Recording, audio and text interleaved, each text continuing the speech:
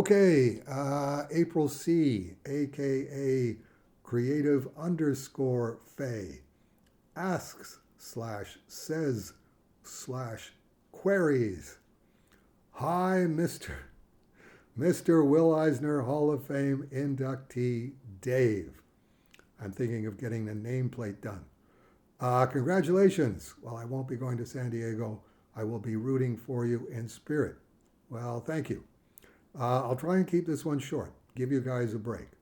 So I'll save what I've noticed in my Bible reading for next time, which I'm currently in Jeremiah.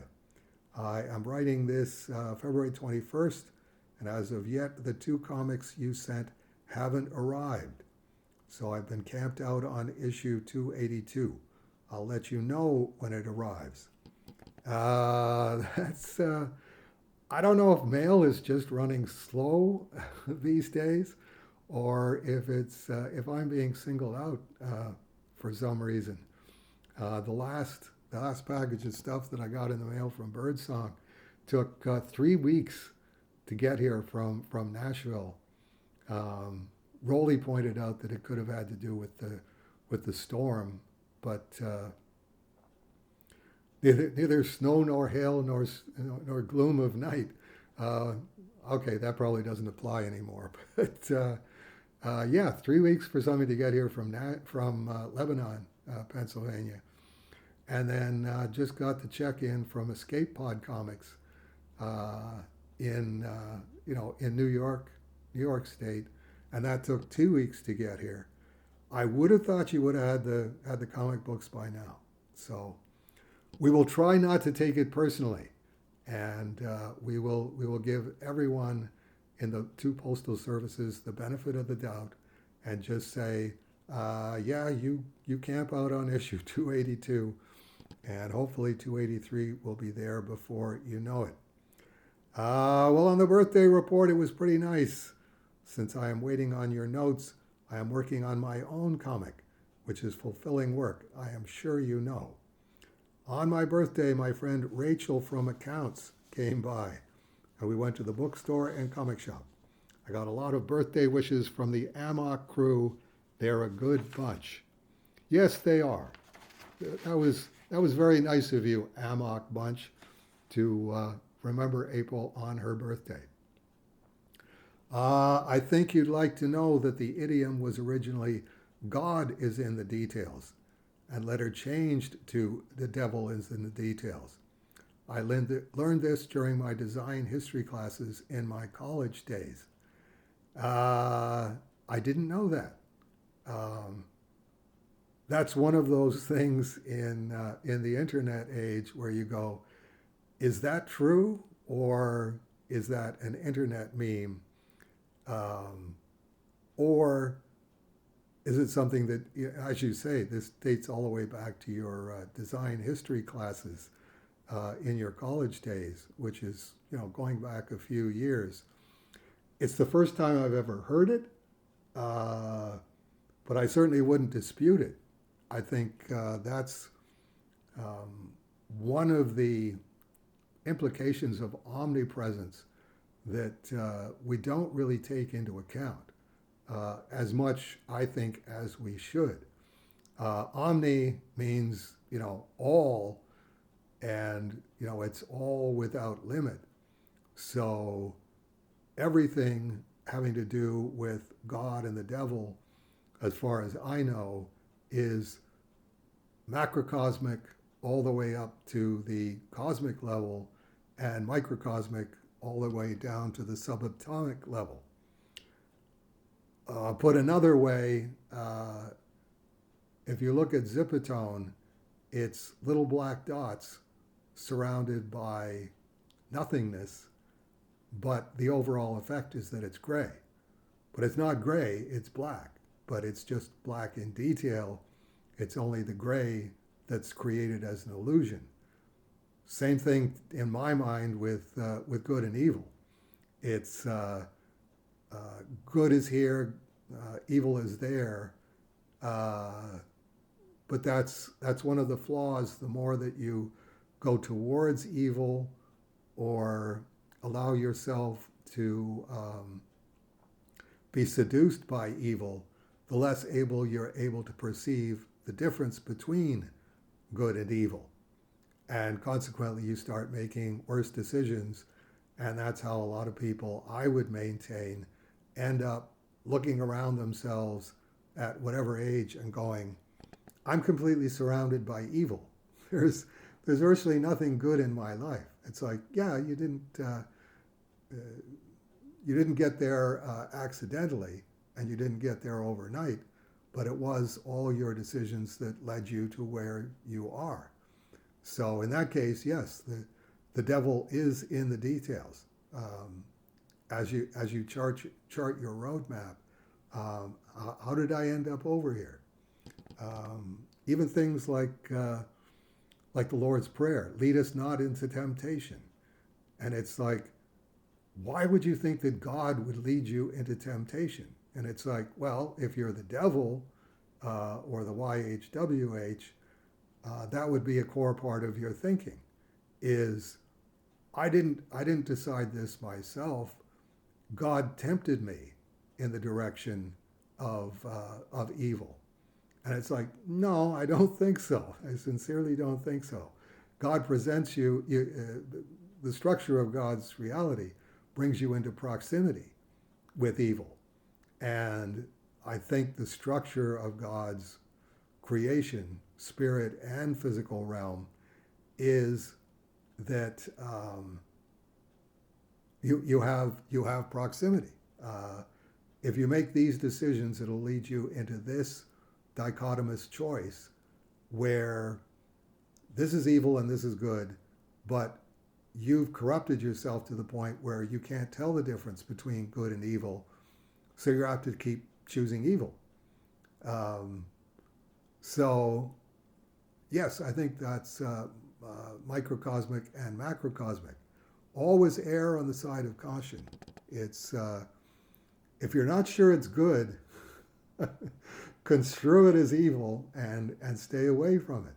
You know, don't indict anybody for it. It's like, I could be wrong. That could be good. If you think it's good, knock yourself out. God gave you free will, same as He did me. But I'm looking at it, and I'm not seeing good with enough clarity here to say, yes, this is good, so I now choose this. So there you go. Questions. What solution did you find for contacting the outside world in case of emergency? Still nothing. It's the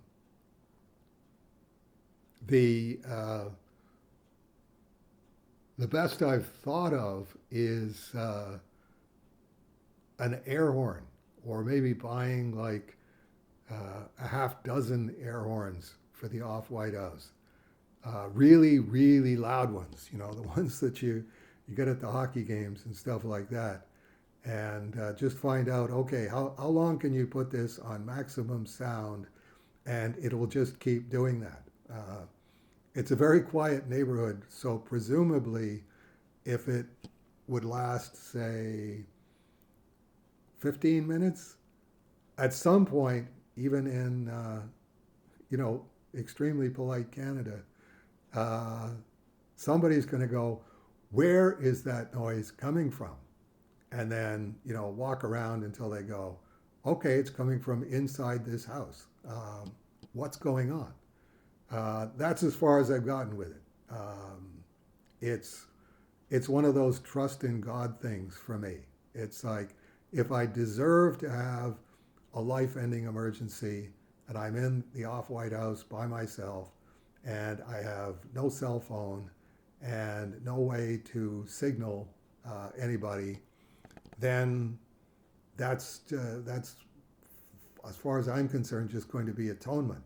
However long I have to suffer through that emergency, ultimately dying, collapsed somewhere downstairs, and it'll be at least, I would say a week, probably a week, because Rolly would be coming in, and if I didn't leave a note for him saying, as I did today, I'll meet you out back when I wake up, because I was working on the Ninja High School crossover until about 1:30, 2:30 in the morning. And so consequently, Rolly would know, okay, if I don't see him, uh, or if he doesn't have the door open when I get there, that says I'm here. Come on in, bring in the groceries.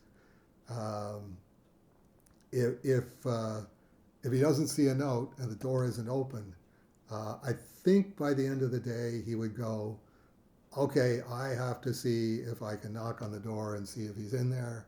And if I knock on the door and he doesn't answer, then at that point I think probably have to phone 911 and say, I think we have an emergency here. So there you go. That's as far as that answer's come. Have you heard of the two-handed method of brush inking? It's supposed to create another point of contact. I attached a screenshot of the process. That's interesting. I'm looking at it and I'm going, I can't really see that. I think that the autonomy for me of the brush inking hand is essential. If I had another hand, if I had my left hand touching my right hand, like bracing it as it appears to be being there, I think that would just throw the line off. It would be, I can do smooth with one hand. With two hands, it would be, okay, don't do anything to the right hand that might unsettle it, but brace it as another, as you say, another point of contact. I'm not seeing it. If you have a more elaborate description of the two-handed inking method, I'd be interested in hearing it. If there's online videos or something like that, what's the rationale for it? What is the here's why it's a good idea to have two hands involved in inking instead of one hand involved in inking. That's the best I can do with that one.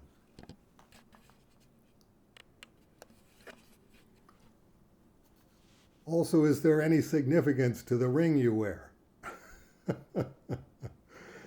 That's pretty interesting pivot there from two-handed method of brush inking to is there any significance to the ring you wear?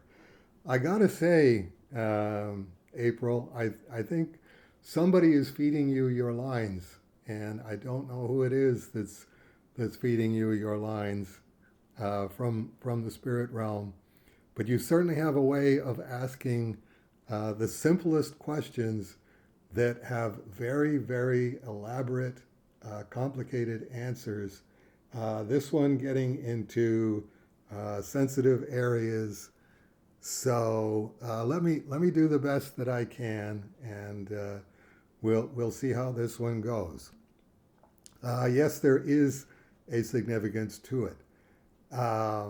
This starts with the 2010, the last signing at Strange Adventures in Halifax, and Mike and Blair Kitchen and their wives, Rochelle and Erica,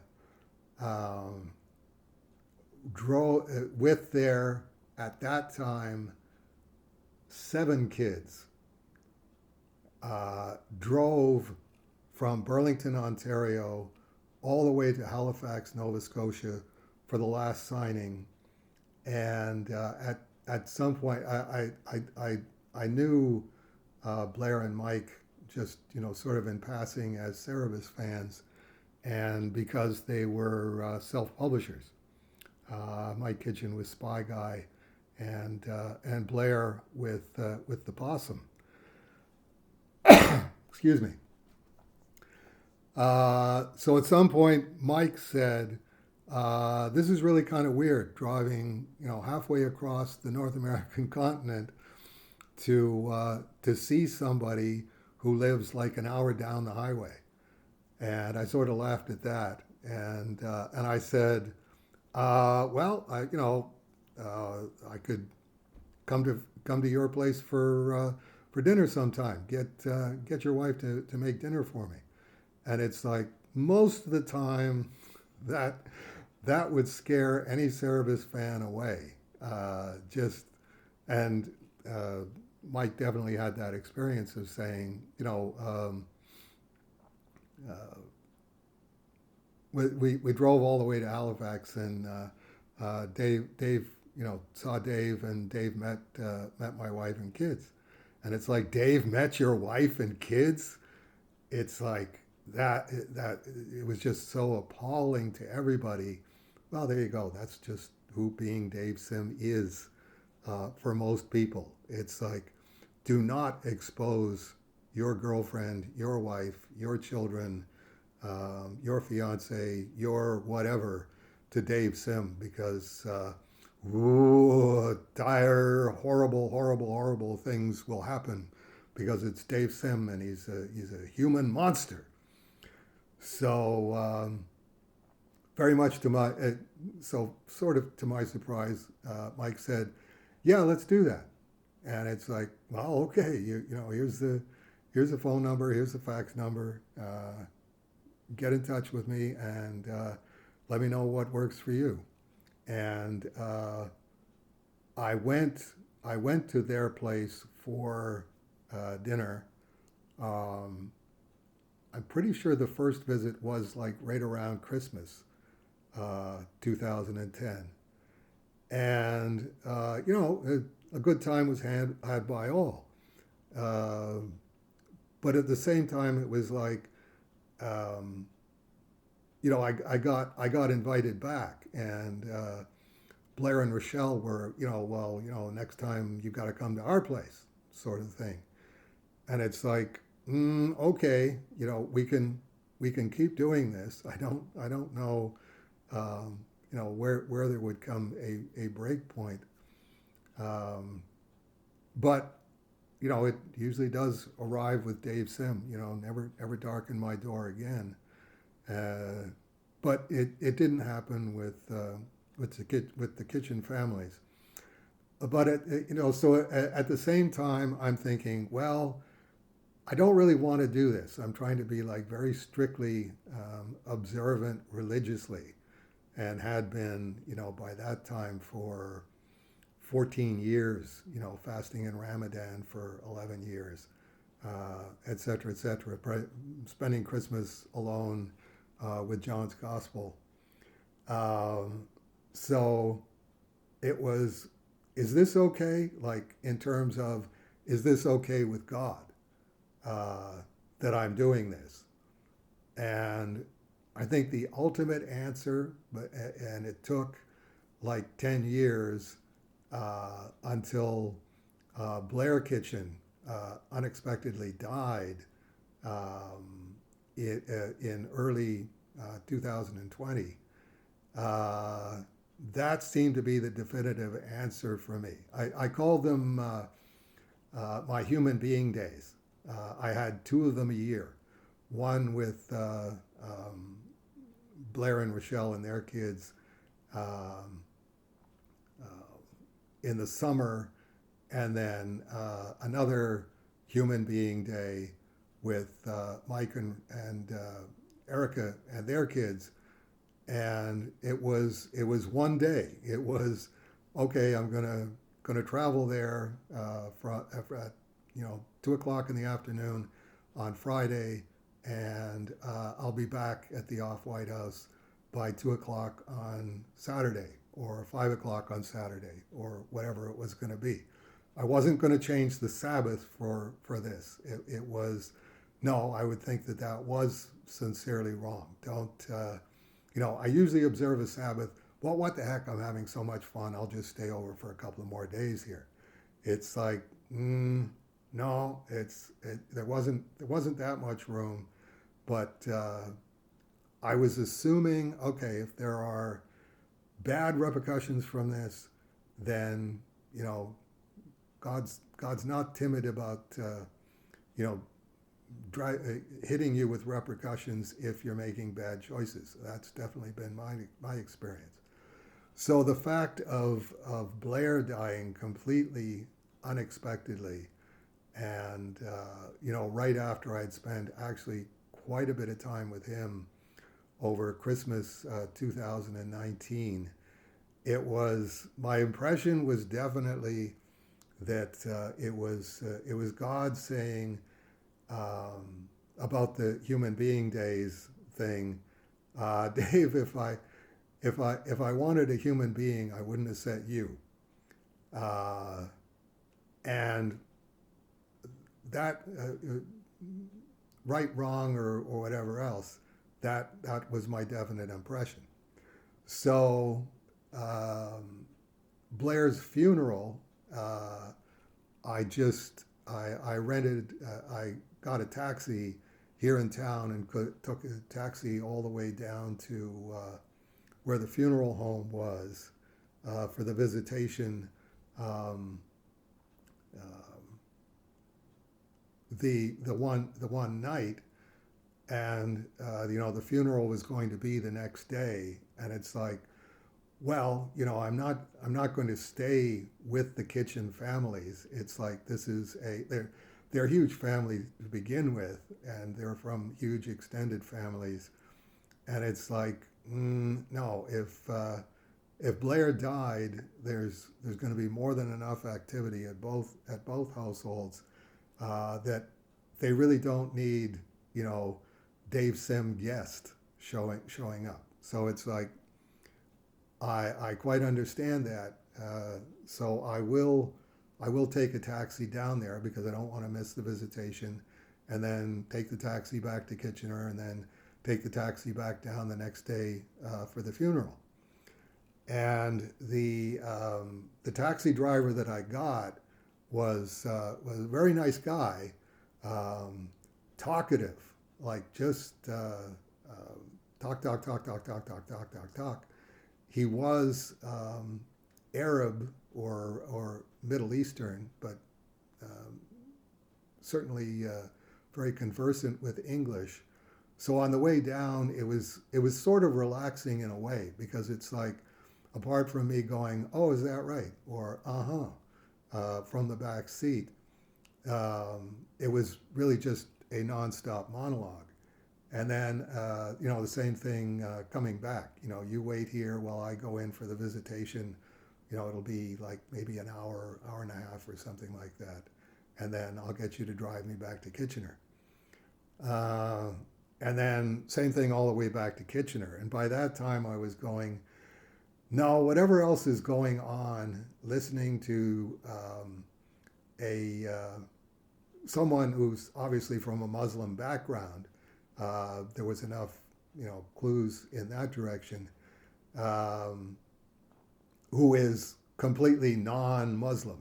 I mean, just as non-Muslim as you could possibly get. It seemed like that seemed like a message from God. Like, okay, you can see how this is being inferred, Dave.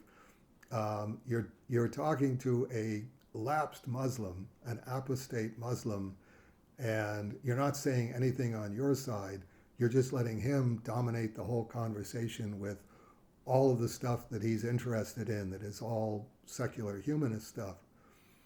So what I decided to do the next day, when he was driving me back to the funeral, I arranged with him, just be at the Off-White House at such and such a time tomorrow, and it'll be the same thing. It's a good fare for you. You're getting paid to drive me all the way down there. You're getting paid to sit for 2.5 hours, and you're getting paid to drive me all the way back. I forget what it was, but it was in the hundreds of dollars. So what I decided to do this time, I said, I'm going to do a religiously observant thing. I apologize for that, but I'm not going to be conversing I don't want to, I'm not going to scare you or anything, but I'm going to be reading scripture aloud. And I brought the Quran with me and basically did that. Read scripture, the Quran, from, Kitchener to wherever it was. It was Hamilton area. I forget where the funeral home was. Anyway, and it's like, okay, now we're getting there, and okay, now I'm going to stop reading while we look for the church. Okay, we found the church. Uh, Now I'm going in for the service. You find a parking space as close around here as you can. So when I'm coming down the street, you're going to go, oh, there he is, and then just pull out, and I'll see that it's the United Cab or whatever it was. And then doing the same thing on the way back to Kitchener. It's like, I don't want to chit chat or converse. Something really major is going on here. I don't really know what it is.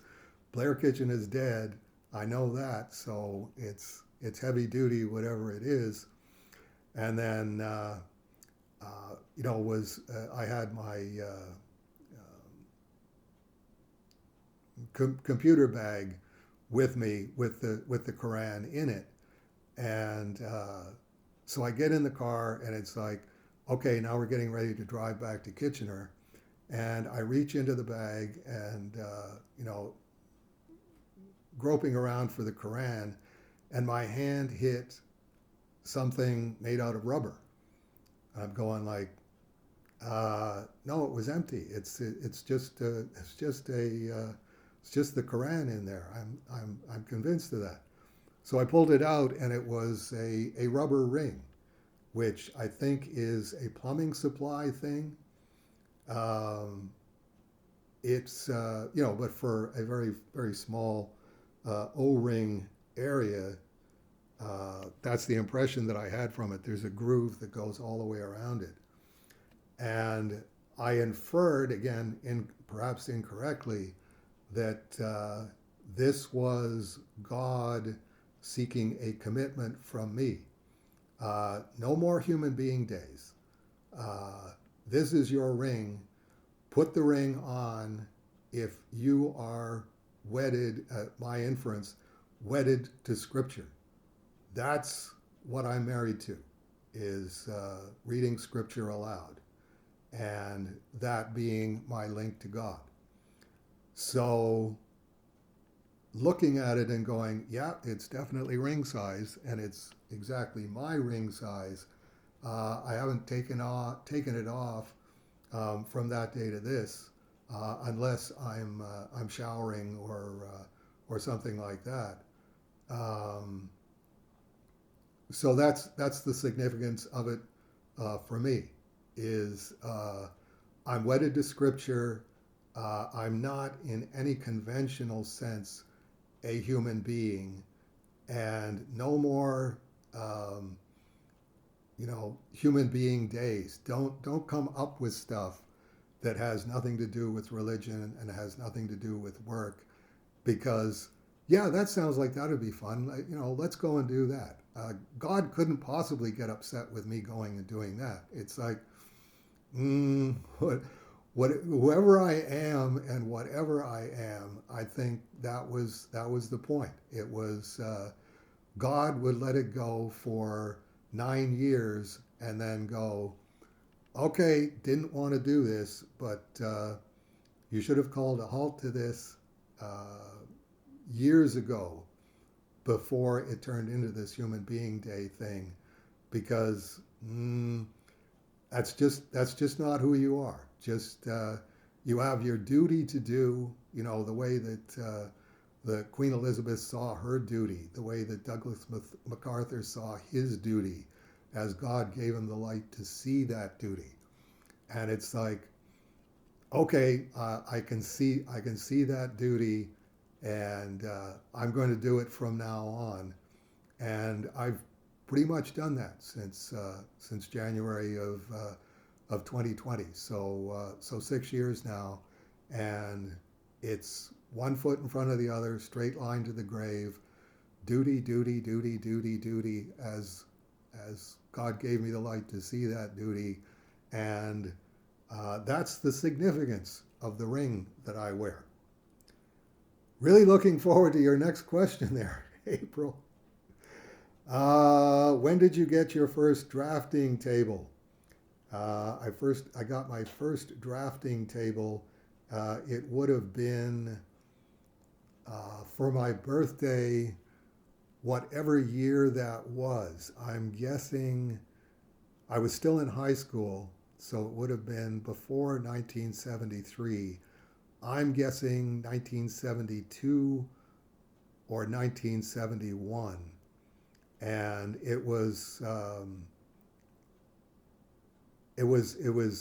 barely elevated. It was that was the sort of the classic drafting table of that time, and my parents gave me their old kitchen table that I had in the comic book end of the basement already, and put the drafting table on that, and got a bar stool and used that. So I definitely in my own mind looked like an artist, and was using my drafting table and my bar stool and my kitchen table to do a professional operation. The net effect of that was my Conan muscle, was what I called it for years. Because I was bent over, the bar stool was too high, the drafting table was skewed too low, and the kitchen table was too low.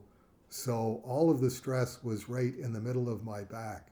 So completely ordinary human body, except for this one muscle that had been holding up my torso all the time that I was at the drafting table.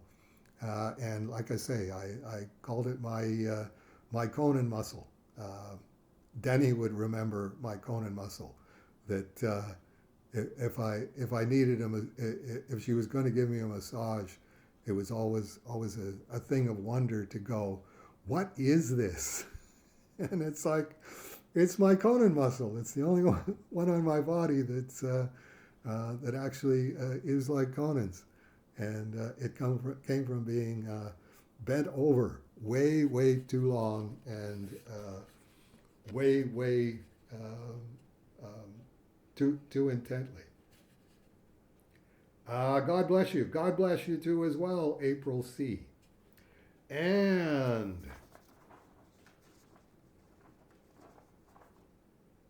wait a second. No, I got them out of order here.